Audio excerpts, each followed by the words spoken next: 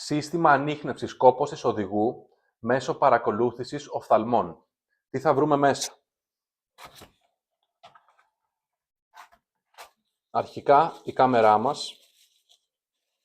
Εδώ είναι η κάμερα που ανιχνεύει τα μάτια σας και το κεφάλι σας για κόπωση και για ανησυχητική κίνηση. Και πίσω είναι το ηχείο που δίνει τη σήμανση σε περίπτωση κινδύνου. Έχει 3 κουμπιά για ρυθμίσεις. Επίσης, μέσα θα βρούμε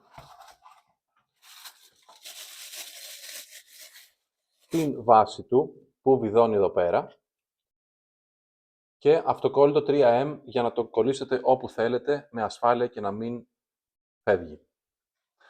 Επίσης, καλώδιο USB για τη φόρτισή του και το manual του που σας έχει αναλυτικά τις λειτουργίες του και κάποιες λίγες ρυθμίσεις που μπορείτε να ρυθμίσετε για το πότε ακριβώς θέλετε να σας ενημερώνει.